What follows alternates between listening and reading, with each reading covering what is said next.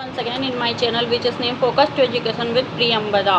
तो अपने पिछले वीडियो में हमने उस टॉपिक पे चर्चा की थी कि आर्थिक विकास में शिक्षा की क्या भूमिका है।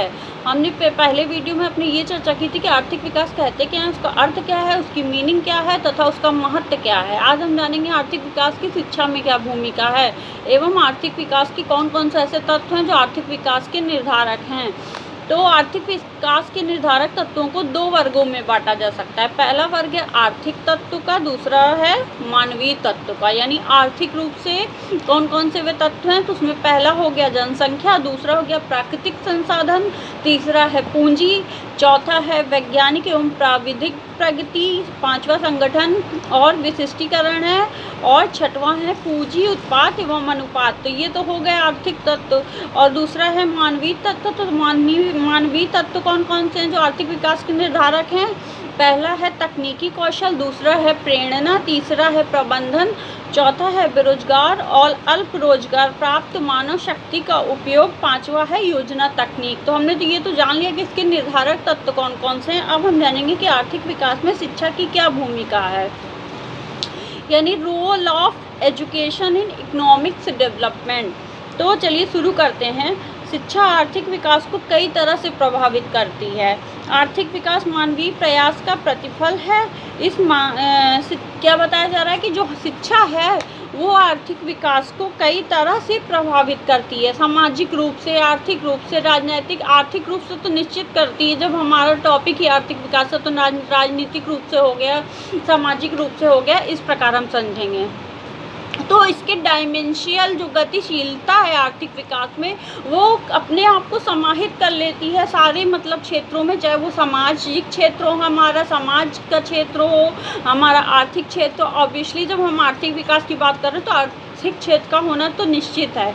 उसके बाद हम देखते हैं कि आर्थिक विकास मानवीय प्रयास का प्रतिफल है। आर्थिक विकास क्या है? जो मानव द्वारा किए जा रहे प्रयास हैं, वो चाहे किसी भी फील्ड में हो, एजुकेशन की फील्ड में हो, बिजनेस की फील्ड में हो, व्यापार में हो, और क्या बोलते हैं किसी भी चीज़ में हो, हम बड़े से लेकर छोटे तक इसको समझ लेते हैं। कोई छोटा भी काम हो या बड़ा काम, हमारी कोई छोटी सी शॉप है, स्टेशनरी की शॉप है, तो वो भी आर्थिक विकास में अपनी अपनी तरह से वो अपनी अपनी तरह से सहयोगिता प्रदान करती है। फिर है इस मानवीय तत्व को दिशा दिखाने का कार्य शिक्षा ही करती है। यानी जो आर्थिक विकास है वो मानवीय प्रयास का प्रतिफल है, कि मानव जो प्रयास कर रहा है उसी का वो प्रतिफल है। तथा इस मानवीय जो तत्व है आर्थिक विकास का, यानी जो प्रयास है वो क्या है, इस मानवीय तत्व को दिशा दिखाने का कार्य शिक्षा ही करती है। मतलब जो ये मानवीय तत्व है इसको दिशा दिखाने का कार्य क्या करती है? शिक्षा ही करती है। आर्थिक विकास में शिक्षा की भूमिका का उल्लेख हम निम्न टॉपिक द्वारा कर दे रहे हैं। तो इसका पहला टॉपिक है वैज्ञानिक आविष्कारों का यंत्र संयंत्रों का तभी समुचित उपयोग हो सकता है जबकि उनके क्रियान्वयन और संचालन के लिए सुयोग्य एवं सुप्रशिक्षित व्यक्ति हो। यानी यहाँ क्या कहा जा रहा है? वैज्ञानिक जो आविष्कार हैं, जो भी वैज्ञानिक आविष्कार शुरू से होते आए हैं, बिजली की खोज हो गई या भाप के इंजन का निर्माण किया गया जेम्स वाट के द्वारा, बिजली की खोज की गई, गुरुत्वाकर्षण बल खोजा गया, उसका अर्थ क्या है, वो गुरुत्वाकर्षण बल होता कैसे, उसका प्रभाव क्या, इन सब चीज़ों के बारे में हम या फिर कोई भी मशीन हम ले लेते हैं, छोटा सा उदाहरण लेते हैं कि हमारी वॉशिंग मशीन हो गई, हमारा रेफ्रिजरेटर हो गया। ये क्या है? ये एक वैज्ञानिक खोज, वैज्ञानिक आविष्कारकों की खोज का ही प्रतिफल है। तो यंत्र संयंत्रों का सभी समुचित उपयोग हो सकता है। वैज्ञानिक आविष्कारों का या यंत्र संयंत्रों का समुचित उपयोग हो सकता है जबकि उनके क्रियान्वयन और संचालन के लिए प्रशिक्षित व्यक्ति हो। यहाँ पे ये कहा जा रहा है कि जो हमारे मनोवैज्ञानिक उपयोग हैं तथा उनके यंत्र संयंत्र जो हैं उनका उपयोग सही तरीके से कब हो सकता है? जब वो एक कुशल मानव एवं सुयोग्य वेल ट्रेन सुप्रशिक्षित व्यक्ति के हाथ में हो। शिक्षा ही इस आवश्यकता की पूर्ति कर सकती है। तो इस आवश्यकता की पूर्ति कौन कर सकता है? शिक्षा कर सकती है। फिर हमारा दूसरा टॉपिक है, वर्तमान समय में आर्थिक विकास का सर्वाधिक महत्वपूर्ण कारण तकनीकी शिक्षा है। वर्तमान समय में आर्थिक विकास का सर्वाधिक महत्वपूर्ण कारक क्या है? फैक्टर क्या है? तकनीकी शिक्षा है। तकनीकी यानी टेक्नोलॉजी एजुकेशन जो है, जो कि जब हम एमए पढ़ेंगे तो उसमें हमारे सिलेबस में वो शामिल होता है, जो कि हम अगर हम बीएड या एमएड कर रहे हैं तो भी वो हमारे सिलेबस में रहता है। तो ये बात हमें पता होनी चाहिए। फिर विख्यात अर्थशास्त्री माल्थस ने तकनीकी शिक्षा को आर्थिक प्रगति का आधार माना है। जो विख्यात अर्थशास्त्री हुए हैं माल्थस जी हैं, ने तकनीकी शिक्षा यानी टेक्निकल एजुकेशन को आर्थिक विकास का आधार माना। आधार या मानी बेस, हम बेस किसी चीज़ का ले रहे हैं। हमको कोई मकान खड़ा करना है तो हम ये बेस ले रहे हैं, उस नींव को भर रहे हैं, उसी के बेस पे तो हम वो मकान खड़ा कर रहे हैं। अगर ये बेस ही नहीं रहेगा तो हम किस पे मकान खड़ा कर पाएंगे? तो इसी तरह से इसका प्रत्यक्ष रूप से इसमें बताया जा रहा है कि प्रगति का आधार माना गया है। अर्थशास्त्री ने कहा है कि शिक्षा तकनीकी जो है वो आर्थिक प्रगति का आधार है। शिक्षा द्वारा तकनीकी क्षेत्र में क्रांति लाई जा सकती है। शिक्षा के द्वारा तकनीकी क्षेत्र में क्या किया जा सकता है? क्रांति लाई जा सकती है। इसका प्रभाव प्रत्यक्ष रूप से उत्पादन क्षमता पर पड़ता है। इसका प्रभाव किस पर पड़ता है? उत्पादन क्षमता पे। जैसे कि पहले हमारे पास मशीनें नहीं थी, संयंत्र नहीं थी, तो हम मजदूरों को लगाते थे खनन के कार्यों में। कोयला खनन हो गया या फिर हीरा या फिर जो भी प्राकृतिक तत्व हैं जिनसे हम कुछ बना सकते, कच्चा माल है उससे हम कुछ तैयार कर सकते हैं, या बड़ी बड़ी मशीनें हैं। उसके लिए हमें हमारा शिक्षित होना बहुत ही आवश्यक है।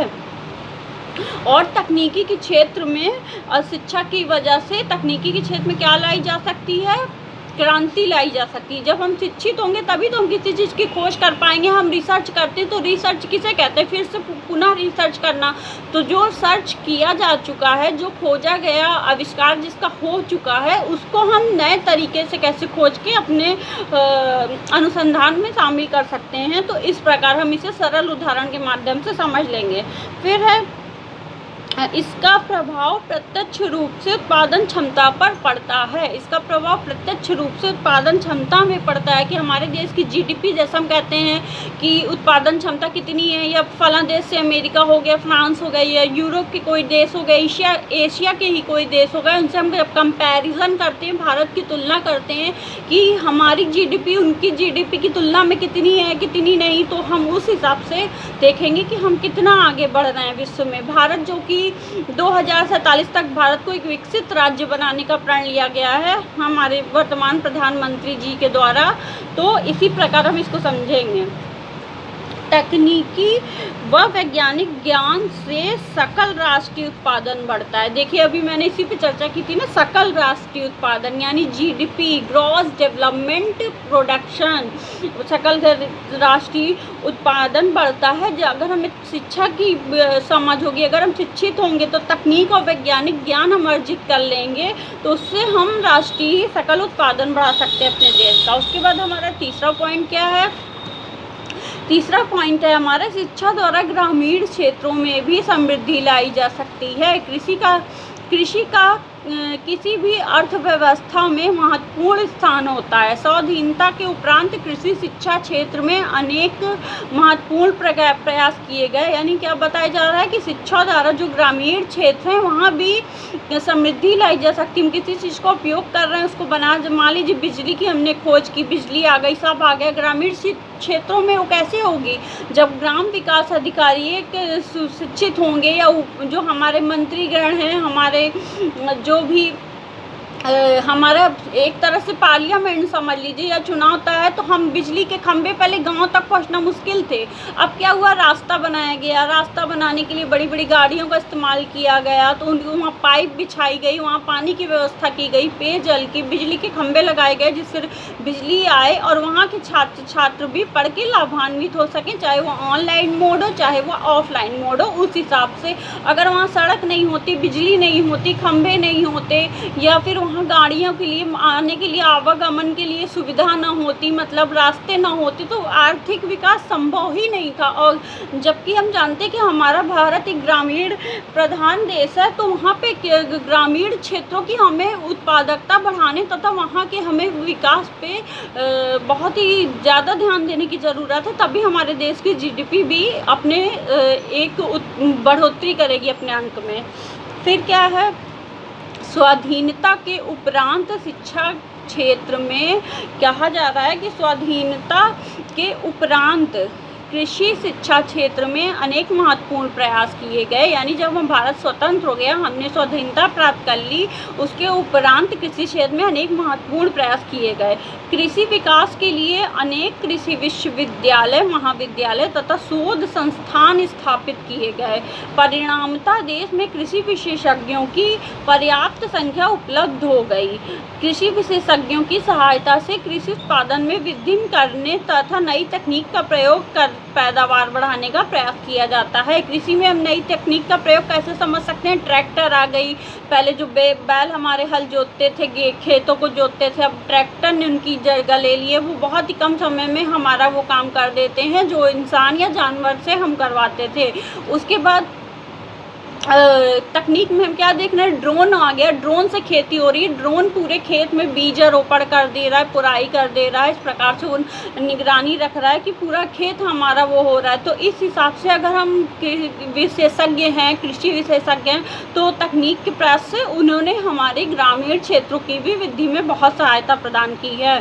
फिर कृषि ज्ञान से ग्रामीण क्षेत्रों में समृद्धि के नए नए मार्ग सुलभ होते हैं। कृषि विश्वविद्यालय कृषि मेला का आयोजन कर ग्रामीणों को नई जानकारी, नई पौध व नए तरीके उपलब्ध कराते हैं, जिसके माध्यम से हमारे किसान अपने देश के विकास में एक अग्रणी पंक्ति में खड़े हों और हमारा देश, हमारा राष्ट्र पूरे विश्व में, दुनिया में अपने विकास का, अपने ज्ञान का परचम लहरा सके।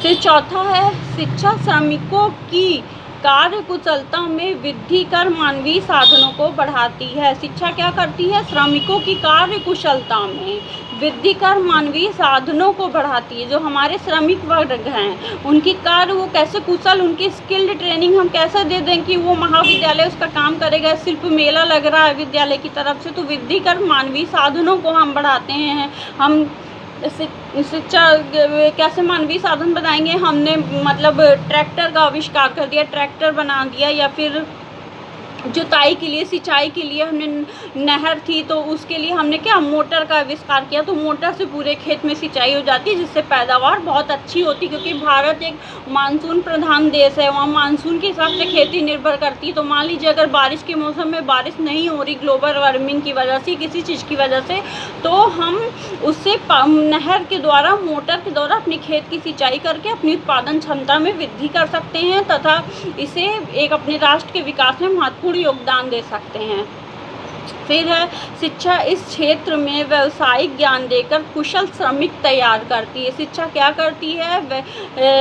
इस क्षेत्र में, उद्योगों के क्षेत्र में व्यावसायिक ज्ञान देकर एक कुशल श्रमिक तैयार करती है। फिर पांचवा है, केवल कुशल श्रमिकों से आर्थिक विकास का मार्ग प्रशस्त नहीं हो सकता। यानी कि कहा जा रहा है केवल अगर कुशल श्रमिक हैं, उन्हीं से हमारा आर्थिक विकास का मार्ग प्रशस्त नहीं हो सकता। आधुनिक युग में आर्थिक विकास की प्रक्रिया में असंख्य औद्योगिक और व्यावसायिक प्रतिष्ठान विद्यमान हैं। यानी आधुनिक समय में हम क्या, केवल कुशल कारीगर हों ऐसा नहीं कि इसी से हमारा आर्थिक विकास हो जाएगा।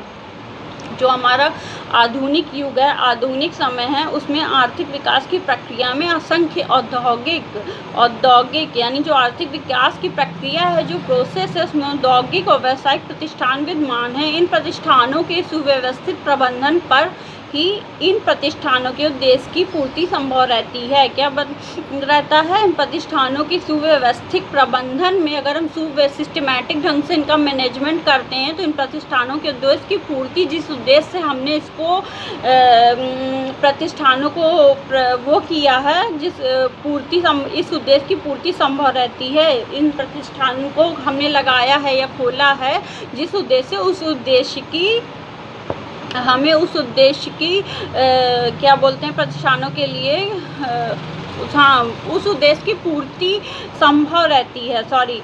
फिर प्रबंधन की शिक्षा के माध्यम से औद्योगिक और व्यावसायिक प्रतिष्ठानों के लिए कुशल सुयोग्य तथा सुप्रशिक्षित प्रबंधन मिलना सुगम हो जाता है। प्रबंधन की शिक्षा के माध्यम से, जो हम मैनेजमेंट की शिक्षा देते हैं उसके माध्यम से औद्योगिक और व्यावसायिक प्रतिष्ठानों के लिए कुशल सुयोग्य सुप्रशिक्षित प्रबंधक मिलना सुगम हो जाता है।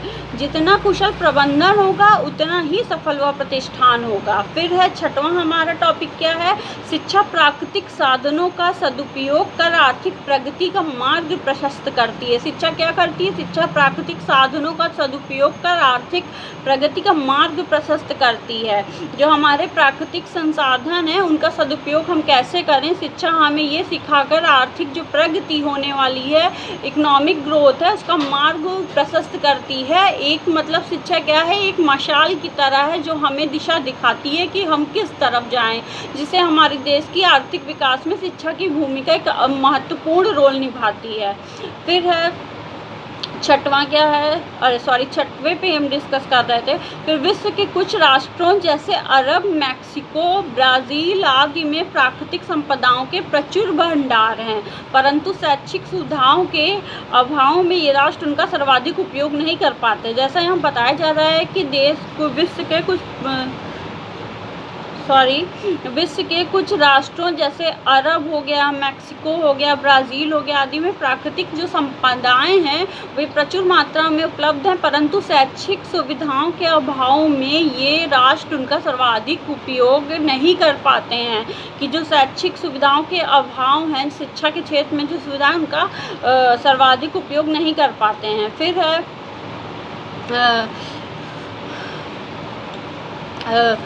इसके विपरीत अनेक राष्ट्रों ने अपने सीमित प्राकृतिक संसाधनों में भी उचित शिक्षा व्यवस्था के कारण उल्लेखनीय आर्थिक विकास किया है।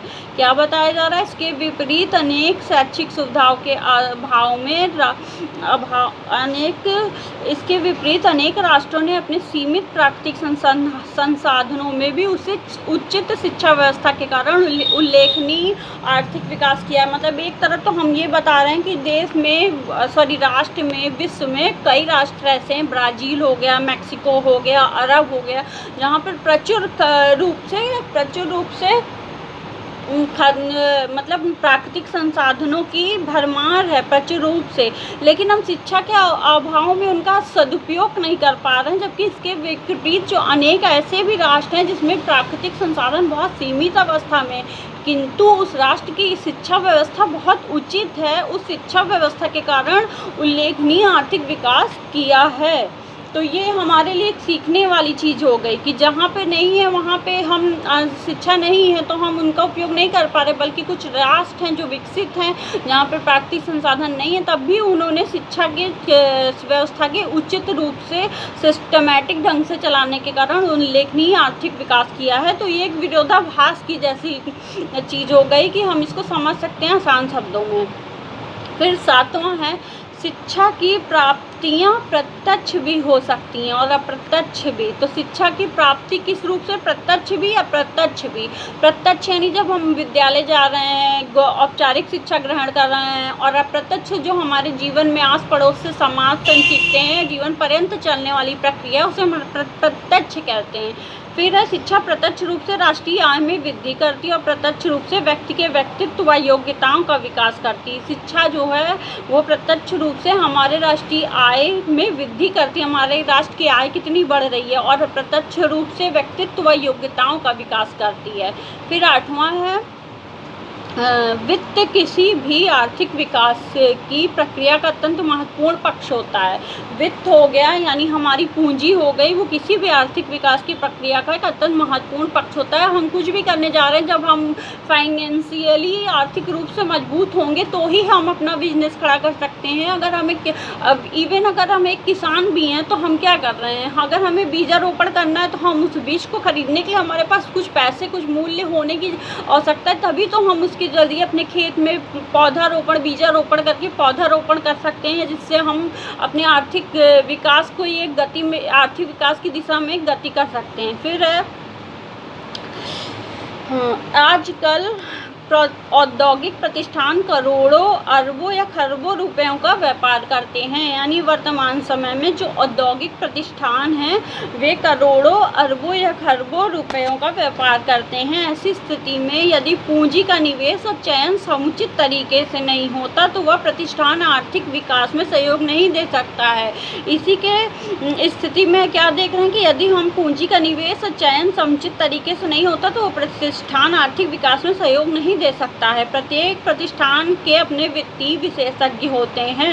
जो भी प्रत्येक प्रतिष्ठान है उसके वित्तीय विशेषज्ञ होते हैं, फाइनेंशियल एक्सपर्ट होते हैं, जो हमें बताते हैं कि हमें कैसी वो महाविद्यालयों से या विश्वविद्यालयों से शिक्षा ग्रहण करके आते हैं, तो वो हमें एक मार्ग प्रशस्त करते हैं कि हम अपने प्रतिष्ठानों का, हम अपने औद्योगिकरण का कैसे विकास करें, कैसे उसे एक ऊंचाई तक ले जा सकते हैं। फिर है वित्तीय विशेषज्ञ तैयार करना शिक्षा का दायित्व है। वित्तीय विशेषज्ञ तैयार करना किसका दायित्व है? वित्तीय विशेषज्ञ तैयार करना हमारी शिक्षा का दायित्व। तभी तो हम कह रहे हैं ना कि आर्थिक विकास में शिक्षा की भूमिका क्या है। हमारे टॉपिक की हेडिंग ही यही है, तो हमें उससे समझ जाना चाहिए।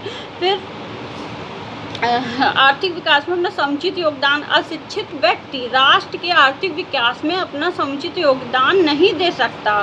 9वां है आर्थिक उत्पादकता में जन साक्षरता का बहुत बड़ा योगदान है। अगर हम आर्थिक उत्पादकता के क्षेत्र में देखें तो हमारे जन का साक्षर होना, पढ़ा लिखा होना बहुत बड़ा योगदान है। शिक्षित व्यक्ति राष्ट्र के आर्थिक विकास में अपना समुचित योगदान नहीं दे सकता। फिर है 10वां हेडिंग है, 10वीं लास्ट टॉपिक है, सॉरी हेडिंग नहीं है। भूमि सीमित है और जनसंख्या का भार अधिक है। भूमि क्या है? सीमित होती जा रही है। वर्तमान समय में जनसंख्या का भार अधिक होता जा रहा है। फिर सीमित भूमि में उत्पादन बढ़ाने के लिए अधिक दवाइयों और रासायनिक खादों का प्रयोग बढ़ता जा रहा है। जब हमारे पास भूमि सीमित है तो हम क्या करेंगे? जो हमको 10 हेक्टेयर में करना था उसको, सॉरी, जो हमें 5 हेक्टेयर की खेती में करना था, हम 10 हेक्टेयर की खेती कर रहे हैं, तो उसमें हमें नहीं, सीमित भूमि नहीं मिल पा रही, तो हम क्या करेंगे? 10 हेक्टेयर की खेती के बराबर ही फ़ायदा या मुनाफा कमाने के लिए हम जो रासायनिक खाद है उनका प्रयोग करेंगे, जो कि हमारी मृदा को, हमारे जल को तथा एक मानव रूप को भी बहुत प्रदूषित कर रहे हैं, संक्रमित एवं बीमार बना रहे हैं। फिर जिससे जब देश की स्वास्थ्य व्यवस्था नहीं रहेगी तो हम कैसे आर्थिक रूप से सफल हो पाएंगे? हमें आर्थिक रूप से सफल होने के लिए स्वास्थ्य भी तो हमारा ठीक होना चाहिए। तमाम बीमारियां हो रही हैं दूषित जल से, हमें संक्रमण हो रहा है, कैंसर रोग जैसे रोग का हम शिकार बन रहे हैं। तो इस तरह से कि जो भूमि है वो सीमित हो रही है, संसाधन जो हैं वो अधिक, रासायनिक खादों का प्रयोग बढ़ रहा है, अधिक दवाइयाँ हम डाल रहे हैं खेती में, हमें समझ नहीं, हमें नॉलेज नहीं कि हमें क्या करना चाहिए। फिर जिससे भूमि क्षरण हो रहा है, भूमि बच नहीं रही है, भूमि का खत्म होते जा रही है। अधिक औद्योगिकरण के परिणाम स्वरूप प्रदूषण फैल रहा है, गरीबी बढ़ रही है, प्रदूषण फैल रहा है, लोग बीमार हो रहे हैं तथा गरीबी बढ़ रही है। इससे भारतीय अर्थव्यवस्था पर कुप्रभाव पड़ता है। जनसंख्या के द्वारा जनसाधारण में सीमित परिवार के प्रति चेतना उत्पन्न की जा सकती है। इससे क्या होता है? भारतीय अर्थव्यवस्था पे कुप्रभाव पड़ता है, क्योंकि जो पैसा हम अपने देश की उसमें लगा सकते हैं वो हमको स्वास्थ्य पे ज़्यादा खर्चा करने के लिए फिर उसकी आवश्यकता होने लगेगी। क्योंकि जब देश के लोग बीमार होंगे तो उनको ठीक होने के लिए हॉस्पिटल हमें बनाने पड़ेंगे, दवाइयाँ बनानी पड़ेगी। तो इस प्रकार से फिर जनसंख्या शिक्षा के द्वारा, जनसंख्या शिक्षा की व्यवस्था हम करें जिसके द्वारा जनसाधारण में सीमित परिवार के प्रति चेतना उत्पन्न की जा सकती है। तो आज हमने जाना कि आर्थिक विकास में शिक्षा की भूमिका क्या है, शिक्षा का क्या भूमिका है शिक्षा के आर्थिक विकास में, तथा आर्थिक विकास के निर्धारक तत्व कौन कौन से हैं। तो अपने नेक्स्ट, यहीं पे हमारा ये सिलेबस ख़त्म होता है। अपने नेक्स्ट वीडियो में हम नए टॉपिक से नया सिलेबस उठा के बात करेंगे या कोई नए टॉपिक पे चर्चा करेंगे। तब तक के लिए अगर आपको ये वीडियो पसंद आया हो तो please like, share and comment ज़रूर कीजिए और बताइए कि आपके मन में अगर कोई क्वेरी, सवाल है तो आप पूछ सकते हैं। और तब तक के लिए सभी सीखने वालों को मेरा नमस्कार।